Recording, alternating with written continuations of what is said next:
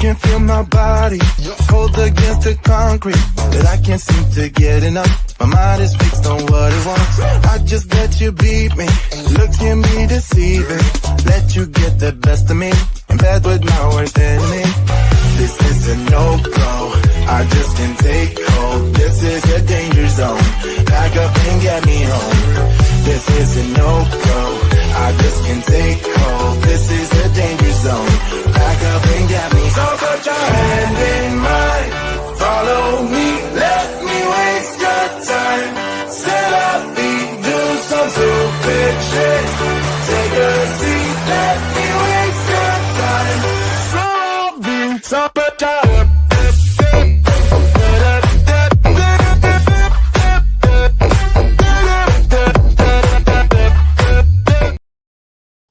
Hello, everybody, and welcome to the Lawyer's Den on the Pod TV network. I'm Nick Palavito. I'll be one of your moderators for today's show. In today's show, we're going to discuss a very important topic that comes up quite a bit that you can see in the news today. And if you don't know what that is, we're going to look at due process. What is due process?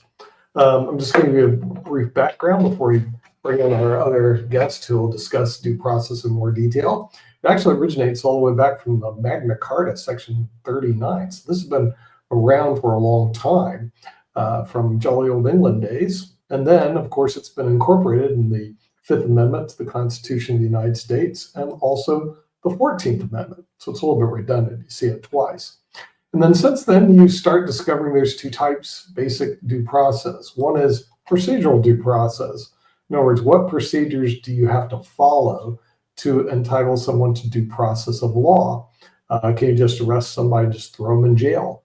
Or do they have notice, opportunity to be heard, present evidence, and have a right to counsel or a right to be heard, have their case heard before a jury? That deals with procedural due process. And then another type of due process is substantive due process. And this deals with what they call your fundamental rights, such as speech, religion, and voting. So we're going to discuss all that today. And then finally, we're going to look at briefly the major question doctrine. To what extent do questions become major questions that should not be delegated down to a lower level and should be decided by Congress or by a judge? So with that, we're going to bring in another attorney who you've seen on the Lawyer's Den before, who also has a degree from the University of Miami, which I have to give Marco Rubio some credit from the University of Miami Law School, who said people are entitled to due process. And I think he beat the pants out of J.D. Vance, who went to Yale Law School and couldn't figure out due process. So with that, Peter, I don't know if you saw that, but I thought it was very interesting because I thought Marco Rubio got it right. He went to the U. And J.D. Vance didn't get it right, and he went to Yale Law School. So whatever your thoughts are. Well, first of all, I want to say that was really educational. I learned a little bit more about due process myself in that, and I wasn't aware of the Marco Rubio versus J.D. Vance discussion. So it's a complicated subject. I'll give a little bit about my background, then we'll save some of the arguments later. But a lot of this, in the end, is undecided, and the Supreme Court's going to be making some major decisions on exactly what due process is for illegal aliens, and that is why it's being discussed so much, obviously. So I'm going to read first something from a law professor named John Y-O-O. I don't know how to say his name, but he really wrote something good. Usually I prepare my own background, and Nick just did a great job in terms of the historical background. But usually, as I said, I get my own background together. But in this case, he just wrote it so well, and it was balanced. And so I'll start with that. He said, some trial judges have thrown opposition to President Trump's immigration agenda into high gear. They seek to trigger a confrontation between the president and the Supreme Court, despite efforts by both to compromise. I wasn't even aware of that, but now I see what he's saying. Worse yet, they are drawing the federal courts beyond their areas of competence and interfering with the president's authority in foreign affairs and national security. The justices should step in to make clear that federal courts must pay deference to the executive's constitutional responsibilities, while President Trump should reaffirm that even illegal aliens receive due, albeit limited process. So that is a very balanced analysis of this topic and exactly what's going on politically too. And nobody can really define due process for illegal aliens. So I'll start with that. Nick, what do you think? Nick? I don't know if you're on anymore. Okay, I'll just continue because... No, I'm on. I was just behind the scenes here. The thing is, this is going to be the issue as to what extent and when is an illegal alien entitled to due process. There has been some case law that says once you enter into the United States, you're entitled to it. However, being at the border, you may not be entitled to it because you're not in the United States. So the real question becomes, when are they technically inside the United States, entitled to due process, or outside? Now, but here's what I've seen on social media. You'll love it. They go, well, when they came into the United States, they ignored the law. So since they're in the United States, they're not entitled to the law anymore. And that doesn't work. In other words, it's like, well, this guy broke the law, so we can lynch him now, right? Because he broke the law. I don't think they would go that far. Well, see, just because someone breaks the law doesn't give the lawbreakers, the lawyers, or the judicial system the right to break the law also. I found it quite interesting, not because somebody made this statement. In other words, I broke the law, so hence the government has the right to break the law too. But what I found very interesting, Peter, is how many people believed that was correct. So anyway, I'll pass the hot potato over to you. Okay, well, a few points. One, the Constitution, which the Supreme Court is supposed to base their decisions on, is interesting in this case because there were no illegal aliens when the Constitution was written.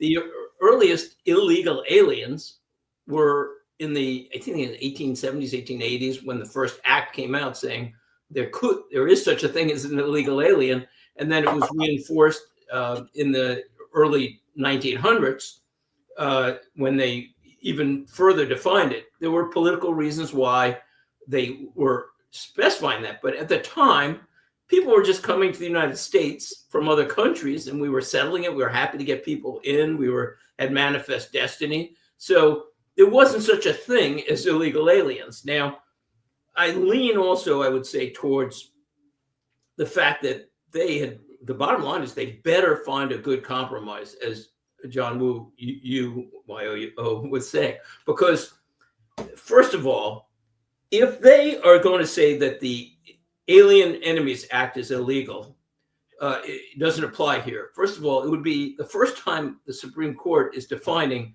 who we're at war with and who we're not. And courts generally don't have the expertise or the understanding to define where war is. And also historically, federal judges have refused to rule on the constitutionality of both the Afghan and the Iraqi wars. So courts should not be making the decision, are we at war or not? I mean, even if it's marginal, that's not for a court to decide. They're supposed to be staying within the parameters of firm law. So that's one very important point. But the other point is, we have tens of millions of illegal aliens here. So if you give them full due process, I mean, it's going to be an impossible situation because to get criminals out, because look at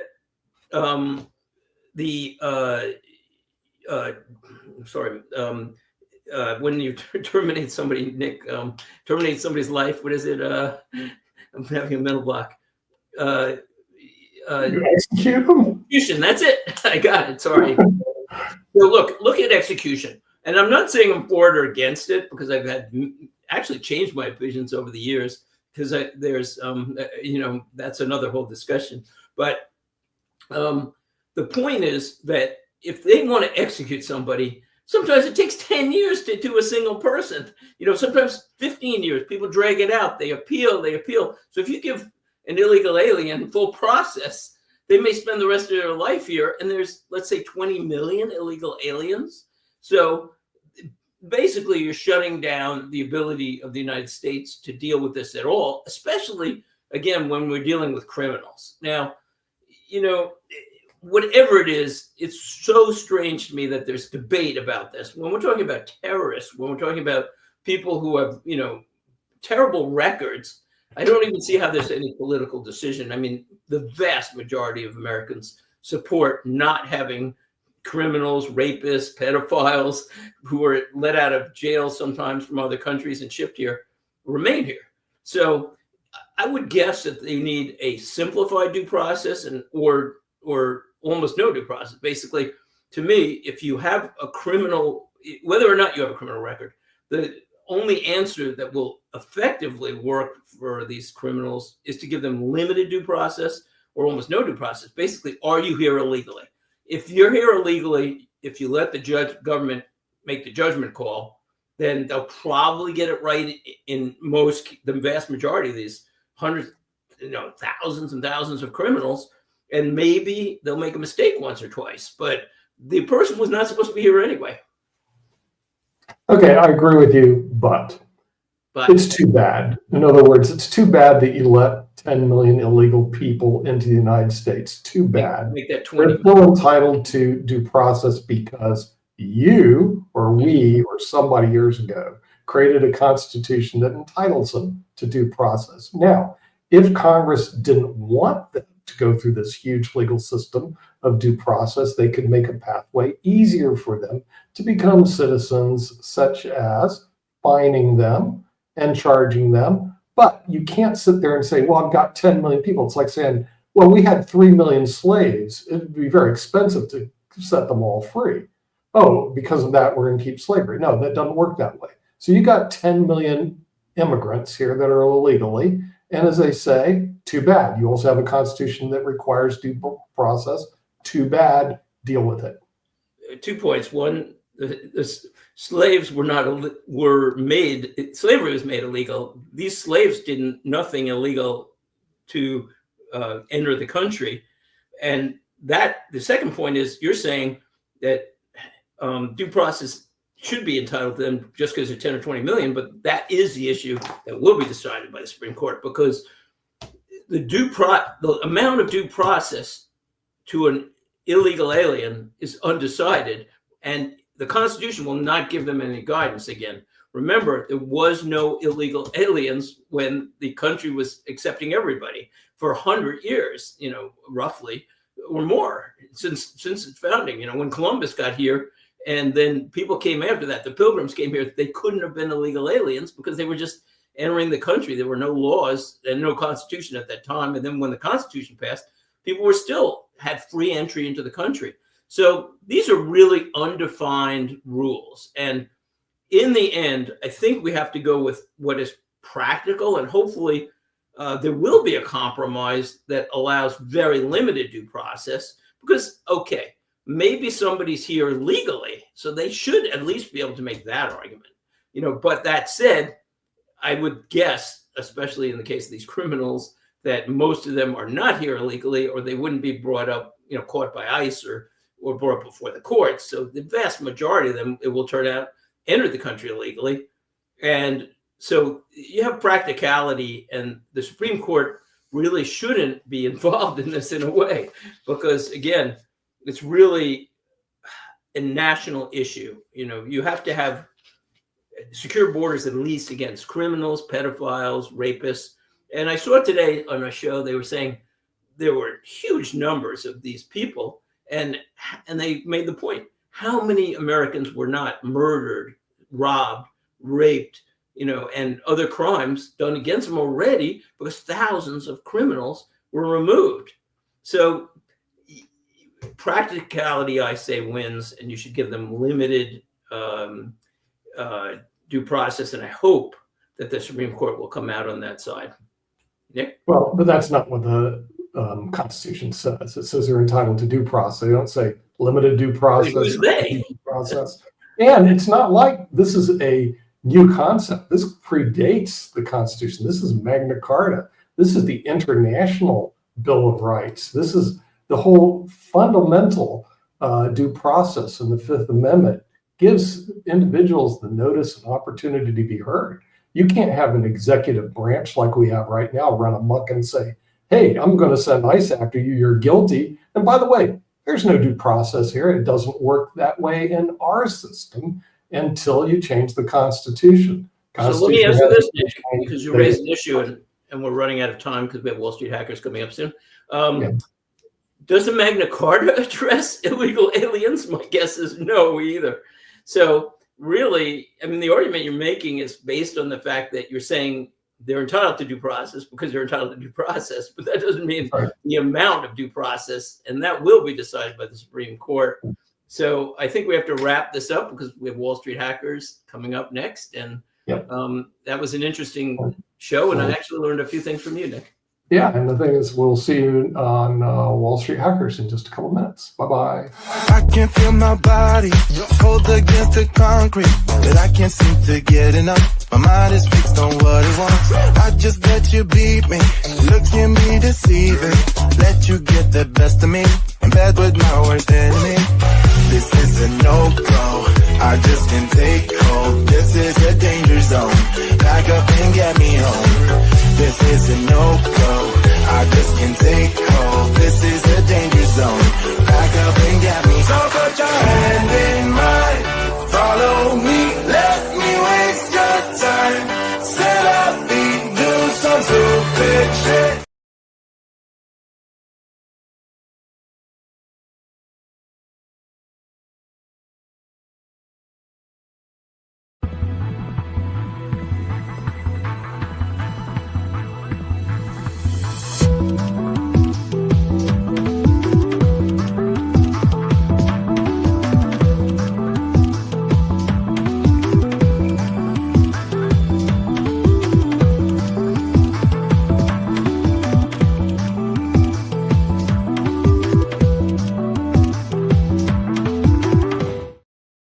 Hello, everybody. Welcome to Wall Street Hackers on the Pod TV network. I'm Nick Pallavita. I'll be your moderator for today's show. And today we're going to look at the exciting things that are going on Wall Street. And with that, we're going to bring in the hacker himself, who received a bachelor's degree in economics from UCLA. He also received a law degree from the University of Miami and a master's in business administration from NYU, spending 17 years in Wall Street, learning the ins and outs of stock market investing. None other than the hacker himself. You've seen him on shows before, Peter Bennett. Peter, welcome to your show. Let's take a look at the market because it's been wild. It has been volatile, that's for sure. So welcome to Wall Street Hackers, April 29th, 2025.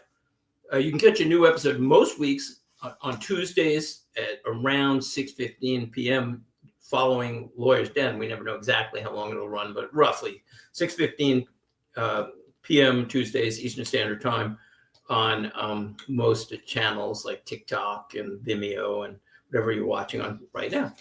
So we start with the markets, several very salient points. As of this morning, despite the panic, the S&P 500, as reflected by SPY, was at 551, and it was actually up slightly today, but it was at 551, and on Liberation Day, April 2nd, it was at 564. So that's an entire drop of 2.8%, maybe today 2.5%. So it's not a really dramatic change from the tariffs yet. The quote of the week, though, sums it up for the medium and long-term investor, and that is from the chief economist at TS Lombard. Here's what she said, and this was in last week's Barron's. Quote, both the market reaction and an eye towards the 2026 midterm elections will keep the administration on the side of negotiating the reciprocal part of the tariffs away. Of course, I think President Trump reads the papers and he knows what's happening politically, at least, so there's 3 points I'll follow up with. One, this was always the plan. You have decades and decades of the United States being treated unfairly by countries that have their own tariffs and VATs and other things and protections, by the way, too, where they just won't let our products in. So it's been an unfair system for the United States.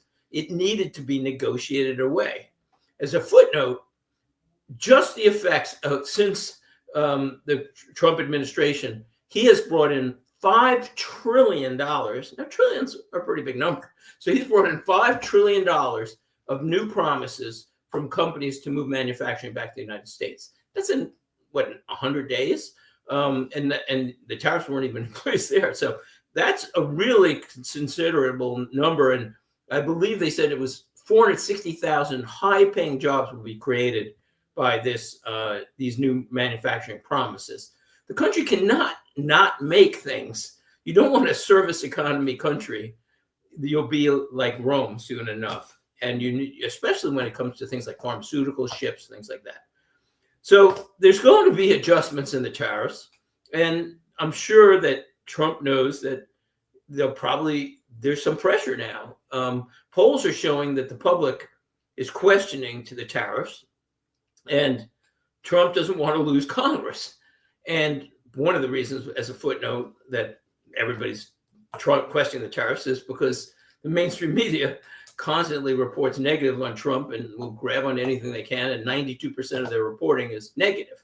We'll get into that a bit later when we discuss some other issues. But the point is that this is a medium and long-term plan.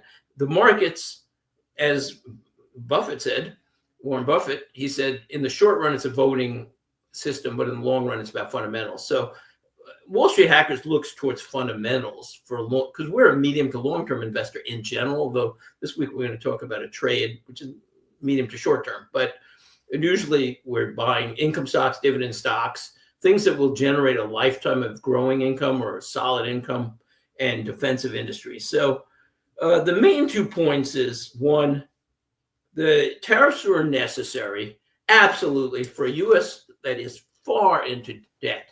I mean, we're talking about possibly $125 trillion because nobody is talking about the Medicare and Social Security unfunded liabilities that are going to be due in 10 years or less. And everybody's saying 36 trillion and worried about that. The interest on that alone, by the way, on the 36 trillion or whatever is out there now, is already bigger than the U.S. Defense Department. Change needs to occur. Now, that's all said, that I think we're going in the right direction in the medium and the long term. My forecast, and there's never a guarantee on a forecast, but we've gotten a lot right over the years. We've been broadcasting, maybe this is our 3rd year, beginning somewhere in there, and I had it right so much on interest rates, on the Fed being behind the curve, and the Fed and the market being wrong about the Fed, and our picks have done well. So the bottom line here is, in the short run, this is going to be disruptive, and I think the market is underestimating the damage. I think there's going to be a bit of a W. As a matter of fact, I've been saying that for the last few weeks, and we've seen that W. The market's already come back a bit, but these are disruptive to the short run in terms of investing, because every company who has foreign business, and about 40% of our national businesses overseas now, has to face an issue. Will I pay the tariffs, or will I repopulate my business to the United States? Some will decide to move here. Others will pay the tariffs, which will, by the way, increase our tax rolls. So either way, I'm okay with it as long as the process moves forward. And I'm pretty sure the administration understands this. Right now, they have time to get everything in order because we're far from the election. And by the last 6 months before the election, they know they need to get this right. 9 months. So you watch. The tariffs are going to start getting negotiated. People will calm down a bit. It's not all negative like the mainstream media would have you say.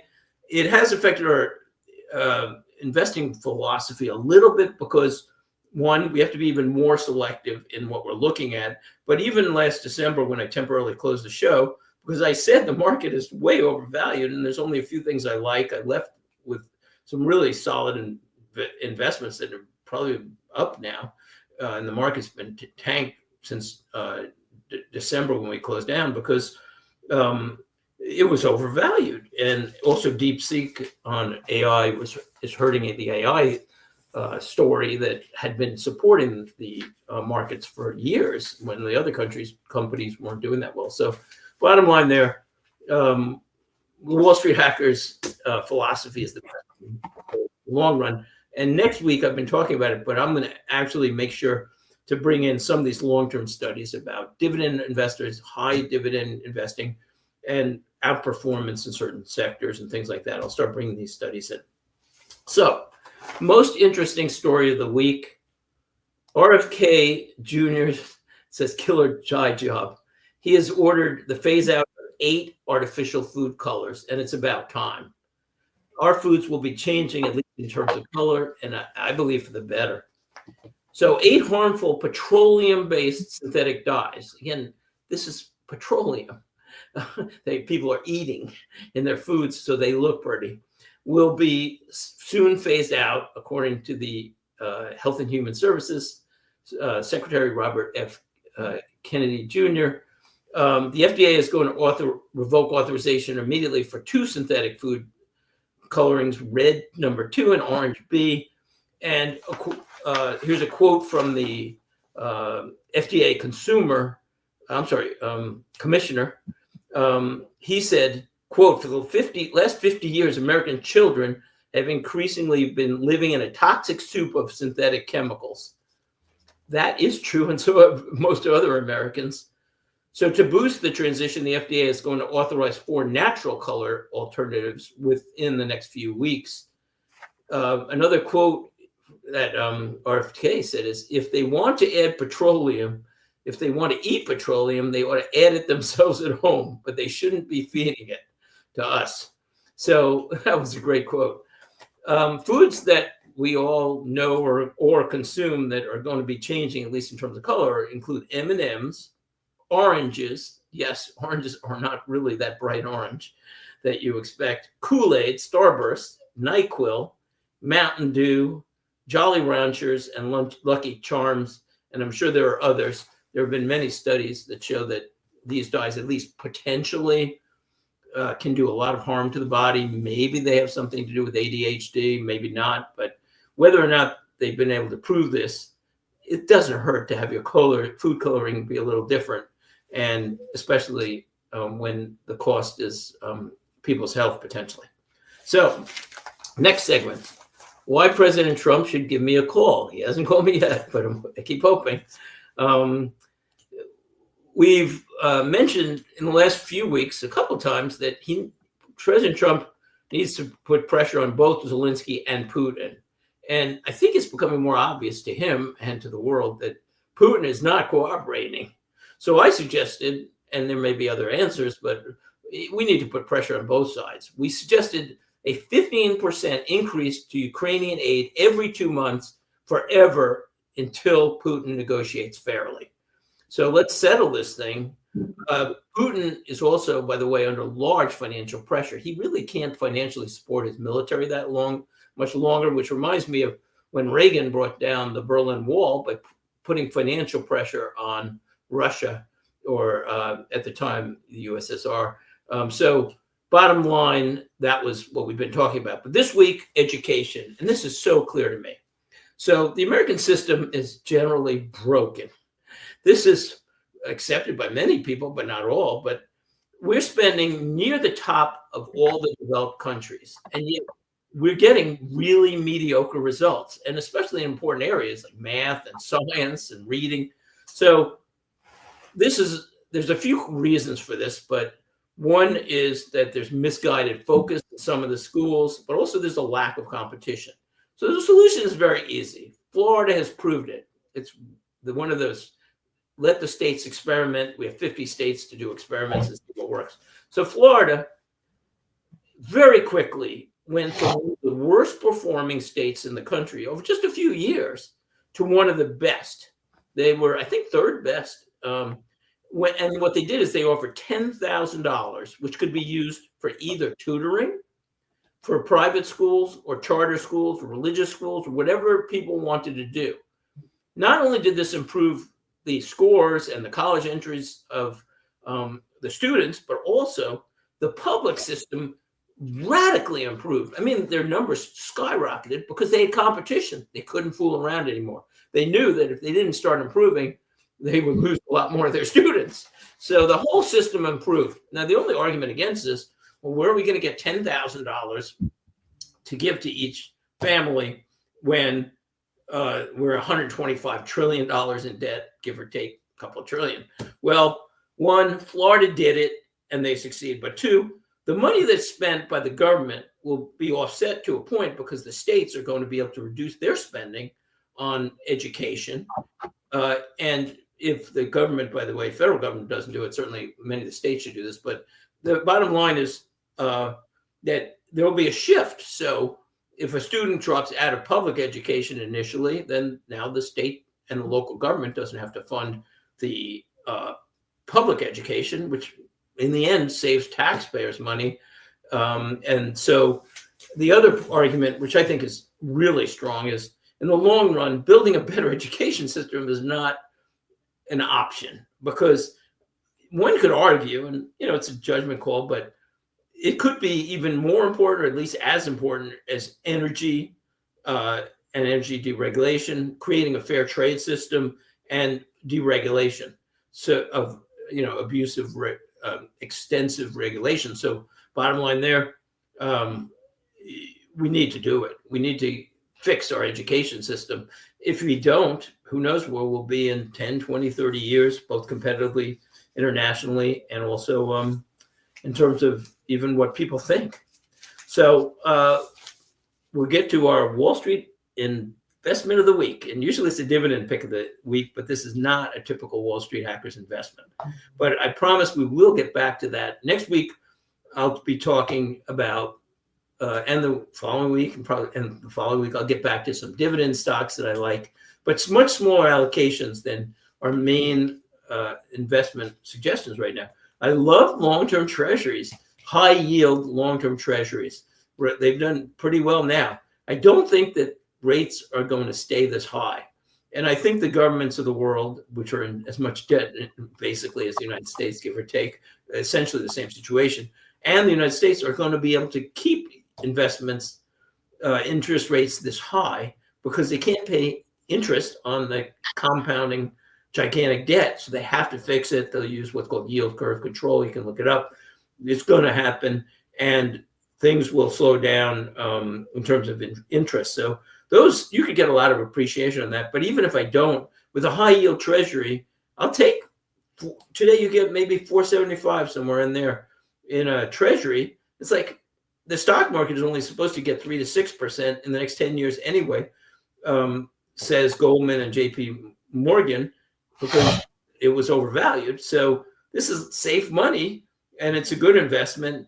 And I think a lot of foreigners who have been selling the treasuries, which drove up the interest rates, are going to regret it in the long run. And they probably stopped anyway. And I think the last point about that is I don't think the U.S. government is going to allow it to go over 5% anyway, because they'll jump in. So I think it's more of a one-way trade, which you don't see often. So this week, a very unusual trade. I don't do this a lot, but this is an options trade. Again, core is MPLX and treasuries, and we'll fill in around that a little bit of gold, which we've been talking about. It's been doing very well, depending on your taste for that, because it is a little speculative. But this week, what I did is I sold puts on Amazon, but way below the price, and I bought puts way even lower below the price to cover, because one of all the tech, Magnificent Seven and in tech generally, I like Amazon a lot. They're the marketplace. So even if tariff raises rates, they still make money. And they're a very well-run company. And I don't think they're going anywhere. They execute fabulously. I think they're the safest of the Magnificent Seven. And their cash flow right now is 14 times price over cash flow, which I always look at. That's a 7.1% cash flow yield, even including their existing investments. They're investing in terms of growth and things like that, which they could always slow down on. Their debt to assets is only 0.12 times, which is very low. So it seems to me like it's a safe company, but because of the uncertainty and because they correlate a lot with the market, that's called beta. You can look that up. I didn't want to do anything with them at 187 or wherever they were at, but by selling a put at 180, I got maybe $27 a share at the time, and then I covered it at 130. But in the end, I set it up, and these were very long term, December 27. So I get to keep the premium in the meantime and invest that. And also, it's a limited investment if it went to 130. And I figure if Amazon's at 130, the market has tanked so much and my income is so valuable in my safer investments. So the most I could lose is 1% on this trade. But I don't think Amazon's going below anywhere near 130. I think it'll be up in a few years, most very likely, or at least flat. And then I get to keep the premium. So panel discussion of the week, we'll bring in Nick. And the question of the week is, why have the Democrats gone off the deep end on so many issues? And if you're a Democrat, you might think, oh, I don't want to hear this. But you know what? I want a two-party system. And we need a two-party system. But right now, we have a party that's gone astray in some ways. And that's what we're going to be discussing. You know, why are they on the deep end? So here's some quick background. And if you're a Democrat, you have to be concerned about this too. Why is my party so far off, you know, in terms of what the American people want? A poll yesterday showed that 69% of Americans think that Democrats, quote, are not offering what they need. Many progressive Democrats are now saying that Democratic voters want a more progressive party. There's even a lot of talk within the Democratic Party of primarying out moderate Democrats. So they're trying to move to the left, many Democrats. Now, Democrats have extremely low acceptance, and I don't think this is the answer, but especially when you look at issues like crime, the border, cutting government waste, biological men and women's sports, at least the polls are showing that they're off base in terms of what the American public wants, and their support has gone down, and it's especially gone down, by the way, among young people now, 18 to, I think, 21 or 22-year-olds. So, Nick, and then I have three main conclusions, but why do you think the Democrats have gone off the deep end on so many issues, unless you don't think they are? They're entrenched in their decision-making process. I mean, and so you wouldn't believe I argue with them all the time. And in their view, and I don't think you think I'm this, a staunch conservative, because I disagree with a lot of their positions, you know, and then what they do is they dig into those positions, and they dig in, and they dig in, and they dig in until they lose the election. And that's a great point. I like that. It is what it is. In other words, I say, look, you know, you guys you're digging your own grave, but they don't get it, and they won't move off the position. Some of them, to me, are simple issues that they should be lining up with what the vast majority of American public want, and they totally won't do it. What can I tell you? Yeah, I like that. You know what? That I have a book. I have to dig this up somewhere, but it was really fascinating. It was about human nature, and basically, it showed all these studies that people were given in labs information that would lead them to make a conclusion, and then after that, they were given other information that should have reversed their decision. But they stayed with the initial decision. Correct. In other words, it's human nature to dig in. So, and this goes along with one of my 3 points about it. So, one, the Democrats have serious issues right now. One, they are united in their hatred, for many of them, of President Trump, or their dislike of his policies. But one, they're not a united party right now at all. You have socialists and capitalists in the same party. You have people who don't agree on issues like Israel and the Middle East. And so they're not a united party, except for united in the fact they want their power back.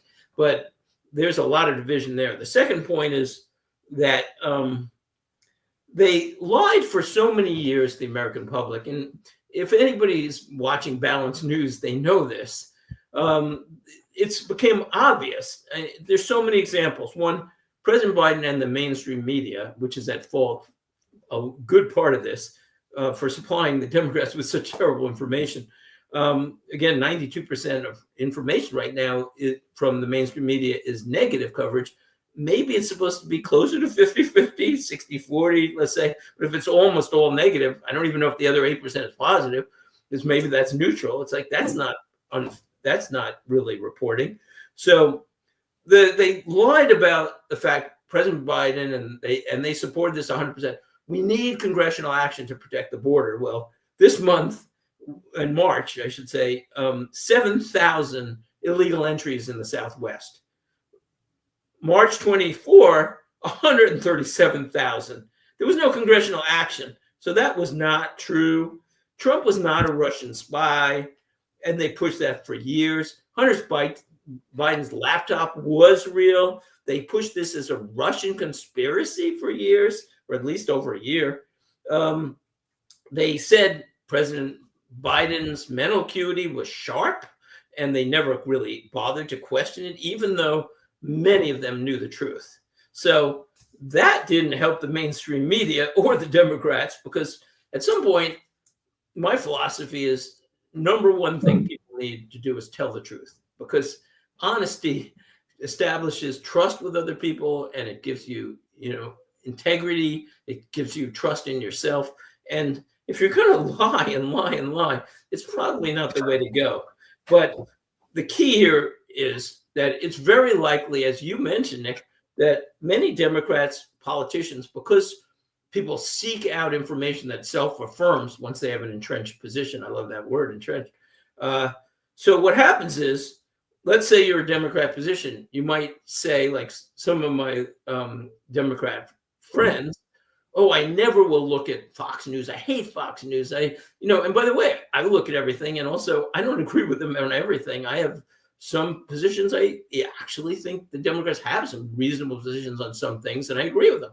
But the point is, if you're a liberal and you're entrenched in your positions and you're only watching MSNBC, which is borderline psychotic, CNN, which is often borderline psychotic, and ABC and NBC and BBC and all the rest, which, by the way, BBC and CNN must hurt our international stature so much, because if you're in another country, Canada or Europe, maybe that's what all you're watching, and you get this slanted view of Americans and what's going on. But so the bottom line is, entrenched positions become entrenched, as you said, Nick.